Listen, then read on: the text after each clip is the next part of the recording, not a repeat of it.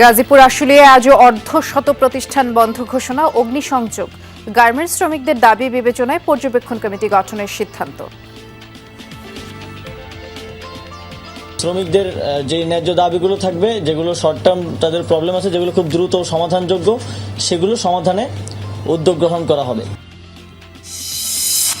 আশুলিয়ায় ভ্যানে মরদেহ পোড়ানোর ঘটনায় ট্রাইব্যুনালের তদন্ত সংস্থায় 2 অভিযোগ। রংপুরে 54 দিন পর কবর থেকে তোলা হলো ফল ব্যবসায়ীর দেহাবশেষ। নওগাঁয় ছাত্রলীগের দায়েরকৃত 2 মামলায় খালাস পেলেন তারেক রহমান। টাঙ্গাইলে বিএনপির গণসমাবেশে ভার্চুয়ালি যুক্ত বিএনপির ভারপ্রাপ্ত চেয়ারম্যান। নড়াইলে আধিপত্য নিয়ে বিএনপির দুপক্ষের সংঘর্ষ, ভাঙচুর, অগ্নিসংযোগ, নিহত 2 ভাই। এলাকায় উত্তেজনা।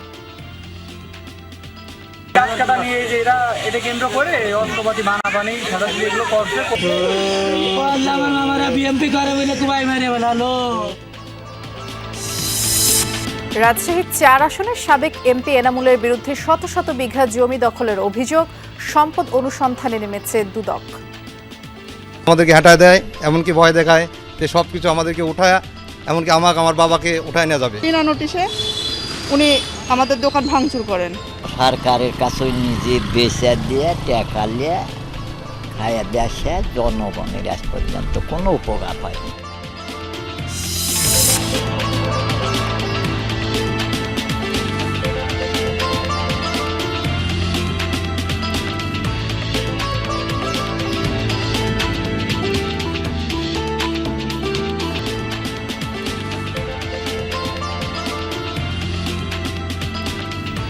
বিরতিহীন সংবাদ সারা দেশে সবাইকে আমন্ত্রণ জানাচ্ছি। নুসরাত বৃষ্টির সাথে আছি। শিরোনামগুলো শুনছিলেন। গাজীপুর শিল্পাঞ্চলে অস্থিরতা কাটছি না। বকেয়া বেতন পরিশোধ সহ বিভিন্ন দাবিতে সকাল থেকে বিক্ষোভে নামেন বিভিন্ন কারখানার শ্রমিকরা। মহাসড়ক অবরোধের পাশাপাশি একটি পোশাক কারখানার গুদামে আগুনও দেওয়া হয়। এদিকে পরিস্থিতি বিবেচনায় আশুলিয়া শিল্পাঞ্চলে বেশ কিছু পোশাক কারখানা অনির্দিষ্টকালের জন্য বন্ধ ঘোষণা করা হয়েছে। আগস্ট মাসের বেতনের দাবিতে বেক্সিমকো ইন্ডাস্ট্রিয়াল পার্কের শ্রমিকদের বিক্ষোভ। চন্দ্রা নবীনগর মহাসড়ক অবরোধ, আগুন দেয়া হয় একটি পোশাক কারখানার গোডাউনে। গাজীপুরের কাশিমপুরের সারাবো এলাকায় বিক্ষোভে নামেন বেক্সিমকো ইন্ডাস্ট্রিয়াল পার্কের শ্রমিকরা। শিল্প পুলিশ জানায়, আগস্ট মাসের বেতন পরিশোধের জন্য কয়েকদিন ধরেই আন্দোলন করছেন তারা। মঙ্গলবার বেতন দেওয়ার কথা থাকলেও তা হয়নি।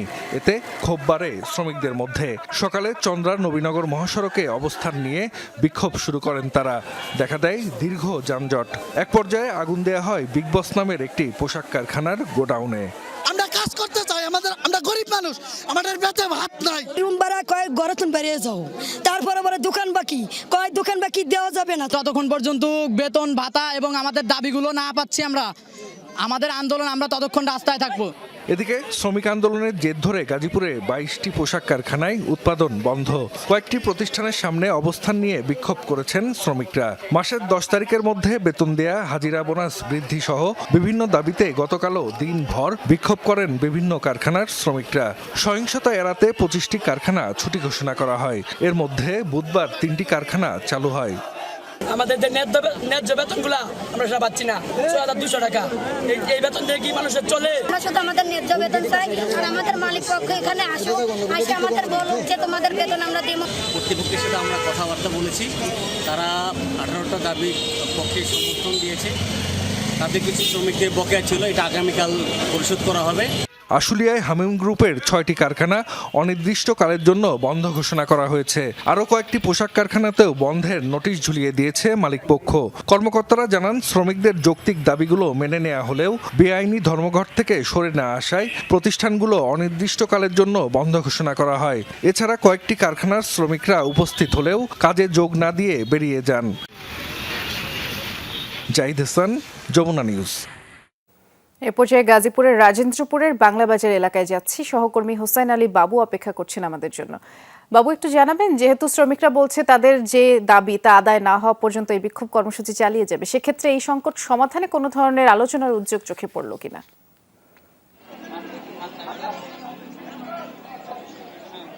বৃষ্টি এখনো পর্যন্ত কোনো আলোচনায় হয়নি। সেনাবাহিনী এসেছিল, তাদের সেনাবাহিনী এখানকার যে ম্যানেজমেন্ট রয়েছে, যারা রয়েছে তাদের সাথে কথা বলেছেন, কিন্তু মালিক পক্ষদের সাথে এখনো কথা বলতে পারেনি। সেই অবস্থায় এখনো আছে, কিন্তু অথবা এখানে যারা আন্দোলন করছে তাদের যে প্রতিনিধি, তাদের সাথেও আসলে মালিক পক্ষের কারো এখনো পর্যন্ত কথা হয়নি। এখনো পর্যন্ত তারা এখানে অবস্থান করছেন, দেখছেন যে আসলে গেটের সামনেই তারা অবস্থান করছেন। তারা আশায় রয়েছেন যে আসলে মালিক পক্ষ আসবে, এসে তাদের সাথে কথা বলবে, তাদের যে দাবি দেওয়াগুলো সেগুলো শুনবে, শোনার পরে তাদের সাথে একটি আলোচনা হবে, তারপরে আসলে তারা এই আন্দোলন তাদের এখান থেকে তারা সরে যাবে। তার পাশাপাশি যদি বলি বৃষ্টি, কিছুক্ষণ আগেই পোড়াবাড়িতে একটি গার্মেন্টস শিল্প কারখানা শ্রমিকরা ঢাকা ময়মনসিংহ মহাসড়কে অবস্থান করেছেন। সেখানেও আসলে ঢাকা ময়মনসিংহ সড়কের যে যান চলাচল সেটি কিন্তু বন্ধ রয়েছে। সেখানে প্রায় 4 থেকে 5 কিলোমিটার যানজট সৃষ্টি হয়েছে। পর্যায়ক্রমে আসলে বিভিন্ন শিল্প কারখানার শ্রমিকরা তাদের যে দাবি নিয়ে তারা বিভিন্ন জায়গায় অবস্থান করছেন। সেক্ষেত্রে আসলে যারা বাস যাত্রী, যারা দূরপাল্লার, তাদের কিন্তু বড় ধরনের একটা ভোগান্তি পোহাতে হচ্ছে।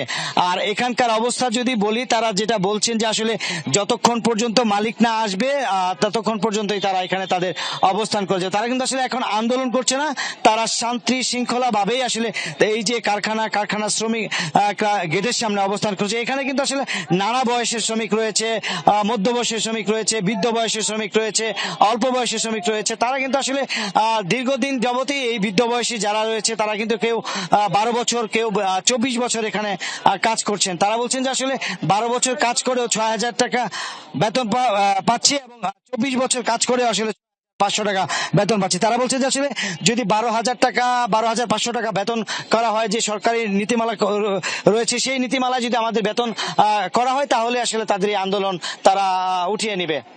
শুনছিলাম, বিস্তারিত করে জানাচ্ছিলেন, ধন্যবাদ।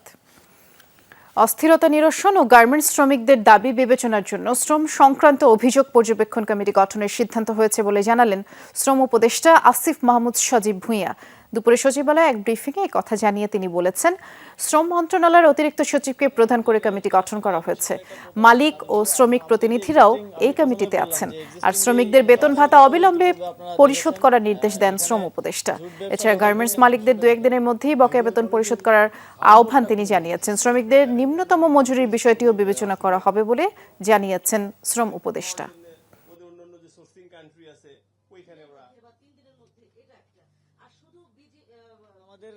সময়টা চলে যায় আনরেস্টকে অ্যাড্রেস, শ্রমিকরা সরাসরি সেখানে গিয়ে তাদের সেই দাবিগুলো, তাদের যে বক্তব্যগুলো সেগুলো সেখানে পেশ করতে পারবে, এবং এই কমিটি সেটা পর্যালোচনা পূর্বক কনসার্ন যে মিনিস্ট্রি বা অথরিটি আছে তাদের কাছে সেটা পাঠাবে, এবং শ্রমিকদের যে ন্যায্য দাবিগুলো থাকবে, যেগুলো শর্ট টার্ম তাদের প্রবলেম আছে, যেগুলো খুব দ্রুত সমাধানযোগ্য, সেগুলো সমাধানে উদ্যোগ গ্রহণ করা হবে। আন্দোলনের সময় আশুলিয়ায় ভ্যানে 6 জনের লাশ পুড়িয়ে দেওয়ার ঘটনায় 2টি অভিযোগ দায়ের হয়েছে আন্তর্জাতিক অপরাধ ট্রাইব্যুনালের তদন্ত সংস্থায়। সকালে নিহত 2 জনের স্বজন বাদী হয়ে অভিযোগগুলো দায়ের করেন। তাদের একজন নওগাঁর রেজওয়ানুল হাসান, যার ভাইকে পুড়িয়ে দেওয়া হয়েছে। অপরজন গাইবান্ধার শাহিনা বেগম, তিনি নিহত সাজ্জাদ হোসেনের মা। 5 আগস্ট ছাত্র জনতার আন্দোলনে গুলি চালিয়ে হত্যার পর ভ্যানে থাকা 6 জনের লাশ পুড়িয়ে দেওয়া হয়, যার ভিডিও সামাজিক যোগাযোগ মাধ্যমে ছড়িয়ে পড়ে, এবং সেই ভিডিও দেখেই 2 জনকে শনাক্ত করতে পারে তাদের পরিবার। ভাইরাল ওই ভিডিওতে আপনারা দেখতে পাচ্ছেন একটি ভ্যান গাড়িতে কয়েকজনের নিথর দেহ পড়ে আছে, পাশ থেকে আরও একটি মরদেহ সেই ভ্যান গাড়িতে তুলছিলেন পুলিশ সদস্যরা। ওই মরদেহ ঢাকার জন্য পুলিশ সদস্যরা ময়লার চাদর আর রাস্তায় পড়ে থাকা ব্যানার ব্যবহার করছিলেন। পরে ওই মরদেহগুলো পুড়িয়ে ফেলা হয় বলে দাবি প্রত্যক্ষদর্শীদের।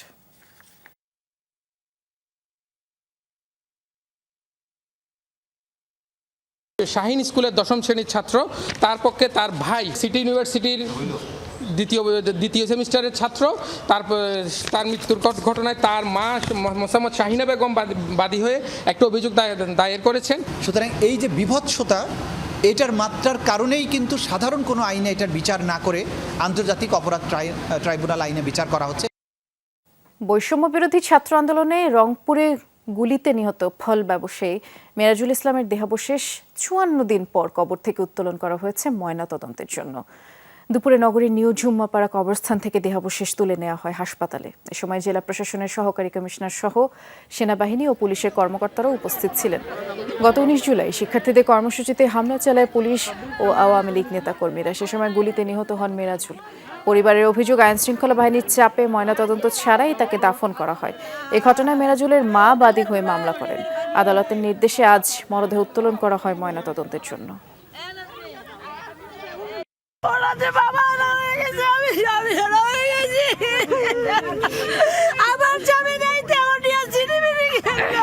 এখন আমরা বিচার চাই, শেখ হাসিনার বিচার চাই। আমরা সরকারের কাছে আবেদন জানাইছি। নাটোরে বৈষম্য বিরোধী ছাত্র আন্দোলনের ব্যানারে শিক্ষার্থীদের মাঝে কেন্দ্রীয় সমন্বয়কদের মতবিনিময়ের সময় হাতাহাতির ঘটনা ঘটেছে এবং দুপুরে শহরের অনিমা চৌধুরী অডিটোরিয়ামে এই ঘটনা ঘটে। উপস্থিত ছিলেন কেন্দ্রীয় সমন্বয়ক মোহাম্মদ মাহিন সরকার, ইফতেখার আলম সহ অন্যরা। জানা যায়, ছাত্র আন্দোলনে নিহতদের পরিবারের সাথে সাক্ষাতের পর আলোচনা শুরু হলে কিছু শিক্ষার্থী সেখানে ঢুকে পড়ে। সবাইকে বসতে বলা হলে আয়োজকদের সাথে তর্কে জড়ান তারা। এক পর্যায়ে দুই গ্রুপের মধ্যে হাতাহাতি শুরু হলে উত্তেজনা ছড়িয়ে পড়ে। খবর পেয়ে সেনাবাহিনী ও পুলিশের ঊর্ধ্বতন কর্মকর্তারা পরিস্থিতি নিয়ন্ত্রণে আনে। 2014 সালে নওগাঁয় ছাত্রলীগের দায়ের করা দুটি মামলা থেকে খালাস পেলেন বিএনপির ভারপ্রাপ্ত চেয়ারম্যান তারেক রহমান। দুপুরে চিফ জুডিশিয়াল ম্যাজিস্ট্রেট আদালতের বিচারক এই মামলা দুটি খারিজ করে দেন। এতে উচ্ছ্বাস ছড়িয়ে পড়ে জেলা আদালত চত্বরে। আনন্দ মিছিল এবং মিষ্টি বিতরণ করেন বিএনপি সহ সহযোগী সংগঠনের নেতাকর্মীরা। 2014 সালে তারেক রহমানের বিরুদ্ধে রাষ্ট্রদ্রোহ এবং মানহানির মামলা করে ছাত্রলীগ। এই মামলা দুটি মিথ্যা প্রমাণিত হওয়ায় বিচারক তা খারিজ করে দিয়েছেন।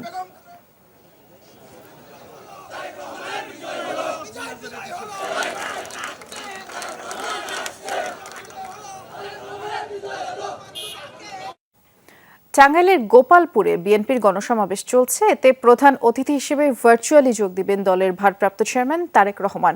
উপজেলার সুতি বিএম পাইলট স্কুল মাঠে দুপুর থেকে আনুষ্ঠানিকতা শুরু হয়েছে। সেখানে সকাল থেকেই জেলার বিভিন্ন স্থান থেকে খণ্ড খণ্ড মিছিল নিয়ে নেতাকর্মীরা যোগ দেন। কানায় কানায় পূর্ণ সমাবেশ স্থল। শুরুতে ছিল সাংস্কৃতিক আয়োজন। অনুষ্ঠানে বিশেষ অতিথি বিএনপির প্রচার সম্পাদক সুলতান সালাউদ্দিন টুকু।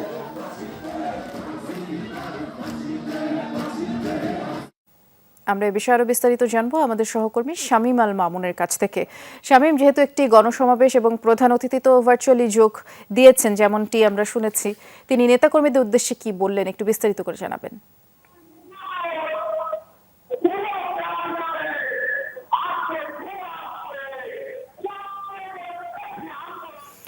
শামীম, সেখানে যেহেতু গণসমাবেশ চলছে, নিশ্চয়ই প্রচুর মানুষ সেখানে জমায়েত হয়েছে। আপনার কথা শুনতে পাচ্ছি না। আপনি যদি আমাকে শুনতে পেয়ে থাকেন, জানাবেন যে প্রধান অতিথি তিনি আসলে নেতাকর্মীদের উদ্দেশ্যে ভার্চুয়ালি কি বললেন।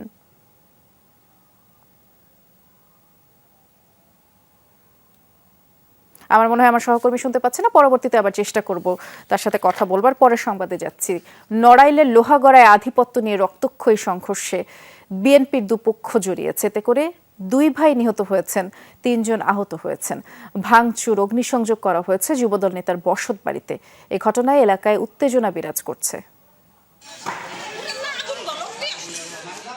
সংঘাতের আগুনে পুড়ছে বাড়ি, চোখের সামনে জ্বলছে যুবদল নেতা মাহমুদের সাজানো সংসার। চেষ্টা শেষ সম্বল যতটা সম্ভব রক্ষার।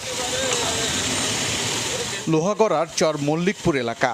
আধিপত্য নিয়ে উপজেলা যুবদলের আহ্বায়ক মাহমুদুল আলমের সাথে বিরোধ চলছিল জেলা বিএনপির সাংগঠনিক সম্পাদক SM ফেরদৌসের। এরই জেরে সকালে সংঘর্ষে জড়ায় দুপক্ষের লোকজন। ভাঙচুরের পর আগুন দেওয়া হয় মাহমুদের বাড়িতে।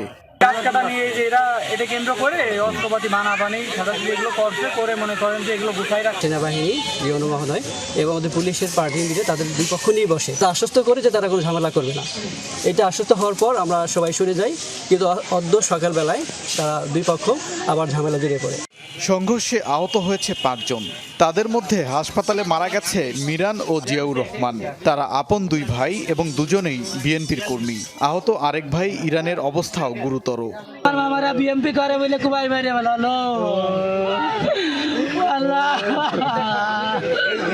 আমরা চেষ্টা করতেছি যেটা হয়ে গেছে, কিন্তু যাদের আর কোনো জানমালের ক্ষতি না হয়, কোনো বাড়িঘর ধ্বংস না হয়, সেই রক্ষার্থে আমরা এখানে সেনাবাহিনী, ইউনো মহোদয় এবং আমরা সবাই এখানে আছি। সংঘর্ষের পর এলাকায় উত্তেজনা বিরাজ করছে। মোতায়েন করা হয়েছে অতিরিক্ত পুলিশ। উবাইদুর রহমান, যমুনা নিউজ। নিজের নির্বাচনী এলাকায় শত শত বিঘা জমি দখলের অভিযোগ প্রকাশ্যে এসেছে রাজশাহী ৪ আসনের আওয়ামী লীগের সাবেক সংসদ সদস্য ইঞ্জিনিয়ার এনামুল হকের বিরুদ্ধে। ভুক্তভোগীরা বলছেন প্রশাসনকে অবৈধভাবে ব্যবহার করে আর নিজের সন্ত্রাসী বাহিনীকে কাজে লাগিয়ে এসব অপকর্ম করছেন তিনি। ৭০ বছরের এই কৃষক বহুদিন ধরে বুকে চেপে আছেন নিজের জমি হারানোর বেদনা। শত আকুতিতেও তিনি গলাতে পারেননি সাবেক সংসদ সদস্য ইঞ্জিনিয়ার এনামুল হকের মন। সেই জমিটা লাল ধানি বলে লেখা দেয়, অর্থাৎ ডুবা কোনো সময় শুকায় না পানি দিয়ে সরকারের কাছে নিজে বেচা দিয়ে টাকা নিয়ে খায়া দেশে জনগণের আজ পর্যন্ত কোনো উপকার হয়নি। রাজশাহীর বাগমারা উপজেলার মাড়িয়া ইউনিয়নের গোয়ালপাড়া গ্রামে ২০ বিঘা জমির ওপরে পিজিসিবি কোম্পানি লিমিটেডের ১৩২ কিলো ভোল্টের বৈদ্যুতিক সঞ্চালন কেন্দ্রের একটি প্রকল্প বাস্তবায়ন হচ্ছে। ভুক্তভোগীদের অভিযোগ, সাবেক এমপি ইঞ্জিনিয়ার এনামুল হক প্রকৃত জমির মালিকদের মামলা দিয়ে ফসল নষ্ট করে হামলা চালিয়ে এসব জমি হাতিয়ে নিয়েছেন। কাউকে জমির একটি টাকাও দেননি। 4টা করে ফসল হয় আর সেখানে করেছে লাল ধানি এক ফসলের জমি বলে একবার করেছে। এখানে 3-4টা ফসল হয়, তার ভাই লাদাখ মামলা দিয়ে আমাদের 37 জন আসামি। এনামুলের চোখ যে জমিতে পড়েছে তা তিনি যে কোনোভাবেই দখল করে ছেড়েছেন বলে জানিয়েছেন ভুক্তভোগীরা। সন্ত্রাসী বাহিনী দিয়ে জমি দখল করে সেই সব জমিতে মার্কেট নির্মাণ করার অভিযোগও রয়েছে আওয়ামী লীগের এই নেতার বিরুদ্ধে। জোর করে দখল করে এখানে ঘর করা দিচ্ছে। প্রশাসনের কাছে গেছি, প্রশাসনেরা কোনো কাজ করেনি। কাটবো না, একটা এতগুলো জমি এত টাকা দাম, আর এই জমি আমরা কিনতে পারবো? অভিযোগ রয়েছে ভবানীগঞ্জ নিউ মার্কেট তৈরির সময় মানুষের জমি দখল করেছেন তিনি। প্রতিবাদ করলে নিজের সন্ত্রাসী বাহিনী দিয়ে হামলা ও প্রশাসনকে অবৈধভাবে ব্যবহার করে বিভিন্ন মামলার ভয় দেখানো হতো। আমাদেরকে হাঁটায় দেয়, এমনকি ভয় দেখায় যে সব কিছু আমাদেরকে উঠায়, এমনকি আমাকে আমার বাবাকে উঠায় নেওয়া যাবে। বিনা নোটিশে উনি আমাদের দোকান ভাঙচুর করেন এবং আমাদেরকে কিছুই দেন না। পুলিশ দিয়ে আমাদেরকে ভয় দেখায়, যদি তোমরা এখানে বাধা দাও, কোনো কমপ্লেন করো, তাহলে তোমরা জোড়া খুনের আসামি হবা। এলাকায় শতাধিক শিক্ষা প্রতিষ্ঠানে শিক্ষক কর্মচারী নিয়োগের নামে হাজার কোটি টাকা হাতিয়ে নেওয়ার অভিযোগ রয়েছে এনামুলের বিরুদ্ধে। ভর্তি ফর্ম পূরণ আসার সাথে সাথে সরকারি কলেজে একাডেমিক কাউন্সিল নিয়ে বসে তার মাধ্যমে কমিটি গঠিত হয়, সেই কমিটি ওই কাজগুলো পরিচালনা করে, যেটা আমরা বঞ্চিত, আমরা এখনো পর্যন্ত পাইনি। মোটামুটি 1,40 লক্ষ টাকা প্রায় নিয়োগ বাণিজ্য এখানে করেছিল। 2008 সালে ইঞ্জিনিয়ার এনামুলের বাৎসরিক আয় ছিল 20 লাখ টাকা। স্ত্রীরও ছিল না কোনো আয়, তবে দুজনের শেয়ার সহ নগদ ব্যাংকে গচ্ছিত অর্থের পরিমাণ ছিল প্রায় 4.5 কোটি টাকা। আর 15 বছরের ব্যবধানে এনামুলের বার্ষিক আয় বেড়ে দাঁড়িয়েছে 1,24 লাখ টাকা। স্ত্রীর বাৎসরিক আয় না থাকলেও দুজনের নামে শেয়ার সহ নগদ ও ব্যাংকে গচ্ছিত অর্থ রয়েছে 14.5 কোটি টাকা। সংসদ সদস্য হয়েও পেয়েছেন কুইক রেন্টাল বিদ্যুৎ কেন্দ্রের অনুমোদন। গেল 1 সপ্তাহ ধরে চেষ্টা চালিয়েও এনামুল কিংবা তার ঘনিষ্ঠ কাউকে এসব নিয়ে কথা বলতে পাওয়া যায়নি। তারেক মাহমুদ, যমুনা নিউজ, রাজশাহী। নেত্রকোনা পৌরসভার সাবেক মেয়র ও জেলা আওয়ামী লীগের সহ সভাপতি মোহাম্মদ নজরুল ইসলাম খানকে আটক করেছে পুলিশ। সকালে ঢাকা শাহজালাল আন্তর্জাতিক বিমানবন্দর থেকে তাকে আটক করা হয়। পুলিশ জানায় চিকিৎসার জন্য ভারত যেতে চেয়েছিলেন নজরুল ইসলাম। ইমিগ্রেশন পয়েন্ট পার হওয়ার আগেই তাকে আটক করে কর্তব্যরতরা। পরে নেত্রকোনায় ফেরত দেওয়া হয় তাকে। নেত্রকোনা মডেল থানায় দায়ের করা কয়েকটি মামলায় নজরুল ইসলামকে গ্রেফতার দেখানোর কথা জানিয়েছে পুলিশ। মেহেরপুরের শ্যামপুর ইউনিয়নের সাবেক চেয়ারম্যান মতিউর রহমানের বিরুদ্ধে ফুঁসে উঠেছে গ্রামবাসী। জমি দখল থেকে শুরু করে বিবাদ মীমাংসার কথা বলে টাকা নেওয়া সহ নানা অভিযোগ আছে তার বিরুদ্ধে। এমনকি দলীয় ক্ষমতার প্রভাব খাটিয়ে ইউনিয়ন পরিষদের বাকি সদস্যদেরও কোণঠাসা করে রেখেছেন তিনি। এ বিষয়টি খতিয়ে দেখার আশ্বাস দিয়েছে জেলা প্রশাসন। মেহেরপুর সদরের মদনডাঙ্গা গ্রামের রায়হান আলী প্রতিপক্ষের সাথে জমিজমা নিয়ে বিরোধের সমাধানের জন্য চলতি বছরের 28 ফেব্রুয়ারি ধর্ণা দেন শ্যামপুরের তৎকালীন ইউনিয়ন পরিষদ চেয়ারম্যান মতিউর রহমানের কাছে। সমাধান দূরের কথা, উল্টো প্রতিপক্ষকে দিয়ে মামলায় ফাঁসানোর অভিযোগ উঠেছে এই চেয়ারম্যানের বিরুদ্ধে। 1 লাখ টাকা দিলে পরে আপনার জামিন হয়ে যাবে, আপনি কোনো জেলে যাবেন না। আমি সেখানে 5 দিন আমি জেল খাটিয়ে আসলাম, কিন্তু কোনো কাজ আমার চেয়ারম্যান করে নাই। রায়হানের মতো এমন অভিযোগ ইউনিয়নের অনেকের। মতিউর ছিলেন জেলা স্বেচ্ছাসেবক লীগের যুগ্ম আহ্বায়ক। গ্রামবাসীর অভিযোগ, ক্ষমতার অপব্যবহার করে জমি দখল, বিরোধ মীমাংসার জন্য টাকা নেওয়া সহ বিদেশে লোক পাঠানোর নামেও অর্থ আত্মসাৎ করেছেন সাবেক এই চেয়ারম্যান, গড়েছেন অবৈধ সম্পদ। ইউনিয়ন মতি চেয়ারম্যান আমার কাছে বিদেশ যাওয়ার জন্য 1 লক্ষ টাকা নিয়েছে, ইনি আমাকে দিচ্ছে না। আমি লীগের যারা নেতাকর্মী আছে তাদের সহযোগিতা আমাদের বাড়ির মেয়ে মানুষকে পর্যন্ত তারা আহত করে, হাসু দিয়ে কোপ মারে। আমি ধরেন যখন 1.5 লাখ টাকা দিয়েছি, তারপরে আমাকে এই জমির উপরে যাইতে দিয়েছে। এমনকি দলীয় ক্ষমতার দাপট দেখিয়ে সুযোগ সুবিধা থেকেও বঞ্চিত করা হয়েছে ইউনিয়নের বাকি জনপ্রতিনিধিদের। অন্তত ভিজিটি যেগুলো আছে বন্টন করা হয়, অন্তত সবাইকে দেওয়া হোক, এ বিষয়ে আমরা বারবার সুপারিশ করেছি, কিন্তু উনি কোনো কথায় কর্ণপাত করেননি। সংরক্ষিত আসনের যে মেম্বাররা আছে তাদেরকে পুতুল, তারা পুতুল। সমাজে চলার মতন ব্যবহার নাই, আমরা সবাই এখানে লাঞ্ছিত। রাজনৈতিক পালাবদলের পর থেকেই আত্মগোপনে মতিউর। এই বিষয়ে খোঁজ করতে তার বাড়ি গিয়েও পাওয়া যায়নি কাউকে। অভিযোগ পেলে বিষয়গুলো খতিয়ে দেখার আশ্বাস জেলা প্রশাসনের। চেয়ারম্যান এবং মেম্বারদের বিরুদ্ধে বিভিন্ন অভিযোগ আমরা পেয়েছি। যদি কারো বিরুদ্ধে সুনির্দিষ্ট অভিযোগ পাই, সেগুলো আমরা তদন্ত করে তাদের বিরুদ্ধে আইনগত ব্যবস্থা নেব। 2022-এর 15 জুন প্রথমবারের মতন ইউনিয়ন পরিষদ চেয়ারম্যান নির্বাচিত হন মতিউর রহমান। হুমায়ুন রশিদ, যমুনা নিউজ। কুমিল্লার 14 গ্রামে 8 যাত্রীকে পুড়িয়ে হত্যার ঘটনায় সাবেক রেলমন্ত্রী মুজিবুল হক, সাবেক আইজিপি শহীদুল হক সহ 190 জনের বিরুদ্ধে মামলা হয়েছে। সকালে কুমিল্লার সিনিয়র জুডিশিয়াল ম্যাজিস্ট্রেট 5 নং আমলি আদালতে এই মামলাটি করেন আইকন বাসের মালিক আবুল খায়ের। বিচারক আবু বকর সিদ্দিক এই মামলাটি এফআইআর হিসেবে গ্রহণ করতে সংশ্লিষ্ট থানাকে নির্দেশ দিয়েছেন। মামলায় উল্লেখ করা হয় 2015 সালের 2 ফেব্রুয়ারি উপজেলার জগমোহনপুরে গভীর রাতে আইকন পরিবহনের একটি গাড়িতে পেট্রোল বোমা নিক্ষেপ করা হয়, এতে 8 যাত্রী পুড়ে মারা যান। জন্ম সনদ জালিয়াতির মামলায় পাবনার আহমদপুর ইউনিয়ন পরিষদের কম্পিউটার অপারেটর নিলয় পারভেজ ইমনকে গ্রেফতার করেছে র্যাব। পাবনা র্যাব ক্যাম্পের কমান্ডার মেজর এহতেশামুল হক খান এই বিষয়টি নিশ্চিত করে বলেছেন, গোপন সংবাদের ভিত্তিতে শহরের কাচারিপাড়া এলাকায় অভিযান চালানো হয়, সেখান থেকেই গ্রেফতার করা হয় জন্ম নিবন্ধন সহ বিভিন্ন সনদ জালিয়াতি চক্রের সদস্য পারভেজ ইমনকে। আর সে সুজানগর উপজেলার আহমদপুর ইউনিয়নে কম্পিউটার অপারেটর হিসেবেই কাজ করত। এর আগে তার সনদ জালিয়াতি নিয়ে অনুসন্ধানী প্রতিবেদন প্রচার করে যমুনা টেলিভিশন।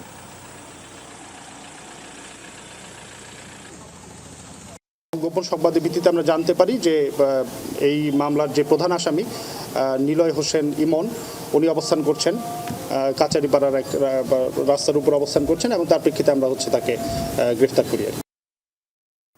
এ পর্যায়ে আমরা টাঙ্গাইলের গোপালপুরে যাচ্ছি, সেখানে বিএনপি সমাবেশে ভার্চুয়ালি যোগ দিয়েছেন ভারপ্রাপ্ত চেয়ারম্যান তারেক রহমান।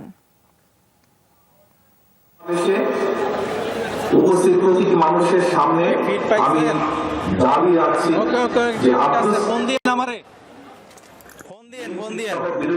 যত নেতা কর্মী যাদের নামে মিথ্যে মামলা দেওয়া হয়েছে, যাদেরকে মিথ্যা ভাবে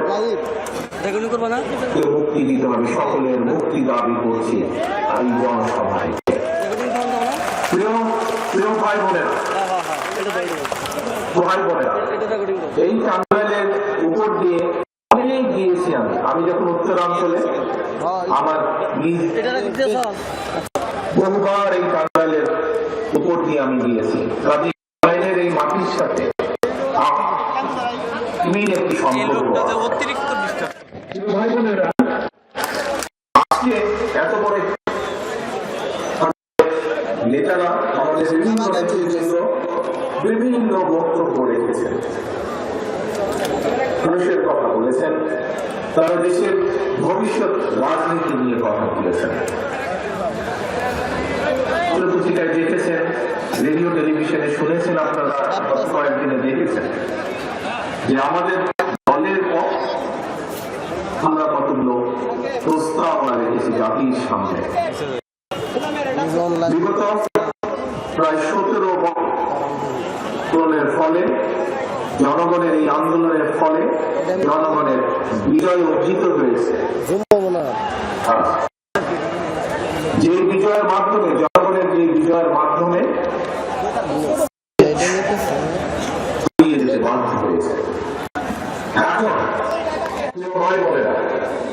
স্বৈরাচার হয়েছে। এখন আমাদেরকে দেশকে গড়তে হবে। আমরা দেশ এবং দেশের মানুষের সামনে দেশের কিছু মৌলিক বিষয়, দেশের রাজনীতির কিছু মৌলিক বিষয় পরিবর্তনে আমরা প্রস্তাবনা দিয়েছি। এগুলো আমরা দেশের রাজনীতির কিছু মৌলিক বিষয় এগুলো আপনারা দেখেছেন, আমরা প্রস্তাবনা দিয়েছি। এই ক্ষেত্রে বিভিন্নভাবে আমরা উল্লেখ করেছি। আপনার প্রিয় ভাই বোনেরা, আমি ব্যক্তিগতভাবে বিশ্বাস করি যে আমাদের যে আন্দোলনের মাধ্যমে স্বৈরাচারকে বিদায় করেছি আমরা, এই বিদায়ের মাধ্যমে এই বিদায়ের মাধ্যমে আমরা গণতান্ত্রিক যে বিজয় তার একটি অংশ আমরা অর্জন করেছি। কিন্তু আমাদের যে মূল লক্ষ্য জনগণের রাজনৈতিক অধিকার প্রতিষ্ঠার যে আন্দোলন, বিগত 17 বছর ধরে যে কথা আমরা বলে আসছি জনগণের সামনে, যে কারণে যে জন্য যে লক্ষ্য হাসিলের জন্য আমাদের বহু নেতাকর্মী প্রাণ দিয়েছেন, শহীদ হয়েছেন। বিএনপির বাইরেও অন্যান্য বহু দলের নেতাকর্মী শহীদ হয়েছেন। জনগণের যারা রাজনীতি করেন না কিন্তু দেশকে ভালোবাসেন এমন বহু সাধারণ মানুষ, বিভিন্ন পর্যায়ে বিভিন্ন পেশার মানুষ আত্মত্যাগ করেছেন। এই যে আত্মত্যাগের কারণ কি? কারণ জনগণের অধিকার প্রতিষ্ঠা, যেখানে টাঙ্গাইলে বিএনপির গণসমাবেশে ভার্চুয়ালি যোগ দিয়ে কথা বলছেন বিএনপির ভারপ্রাপ্ত চেয়ারম্যান তারেক রহমান। সরাসরি দেখছিলেন আপনারা। দালালদের সহায়তায় লিবিয়া থেকে ইতালি যাওয়ার পথে নিখোঁজ হন মাদারীপুরের 3 যুবক। একই বহরে থাকা জেলার আরেক যুবক ফিরে এসে জানিয়েছেন তাদের মৃত্যুর খবর। এরপরে পরিবারে শোকের মাতম চলছে। এর সাথে জড়িত দালালদের বিচার চান স্বজনরা।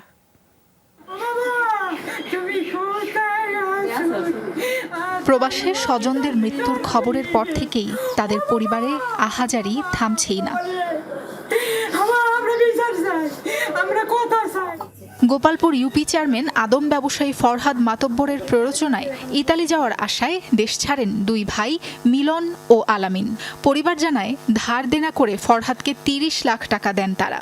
একই গ্রামের শান্তর কাছ থেকেও 14 লাখ টাকা নেয়ার অভিযোগ ফরহাদ চেয়ারম্যানের বিরুদ্ধে। গত মে মাসের শেষ দিকে তাদের সাথে পরিবারের যোগাযোগ বিচ্ছিন্ন হয়ে যায়। কিস্তি মিস্তি উঠে মাসে আত্মীয় স্বজন করে 30 লাখ টাকা দিছি দিবে। আমার 2 ছেলে আমার সামনে চাই, আমার বিদেশ লাগবে না। 2 তারিখ 3 তারিখ 10 তারিখ 20 তারিখ করতে 3 মাস 5 দিন হয়ে গেছে। এর মধ্যে তোরই কোনো কথা কইতে পারে নাই। মধ্যে গেল মরা লাশটা চাই, আনার বাইচা থাকলে থাকবো চাই। সম্প্রতি লিবিয়া থেকে দেশে ফিরে এসে ইসরাফিল নামের এক যুবক জানান ভূমধ্যসাগর পাড়ি দিতে নৌকাডুবিতে তাদের মৃত্যু হয়। এই খবর পাওয়ার পর তাদের পরিবারে শুরু হয় শোকের মাতম। জীবিত অথবা মৃত অবস্থায় তাদের প্রিয়জনকে ফিরে পেতে চায় স্বজনরা। বিচার চান ইউপি চেয়ারম্যান ফরহাদের। তারাই বলছে যে এরকম মিলন আলামিন তাদের বোট ভাষ্ট হয়ে গেছে, তারা দুনিয়াতে নাই। সব টাকায় দানের পুরে, কিস্তির পুরে, সুদের পুরে আমরা এইভাবে আইন না তারপর টাকা দিছি। আমার ভাইরা এত কষ্ট করে গেল, এত পরিশ্রম করে ভাইরা গেল, কেন হে এরকম করতেছে? এখন পর্যন্ত সে বলতেছে যে আছে। এদিকে সব অভিযোগ অস্বীকার করেছেন ইউপি চেয়ারম্যান ফরহাদ। তবে সুনির্দিষ্ট প্রমাণের ভিত্তিতে ব্যবস্থা নেওয়ার আশ্বাস প্রশাসনের।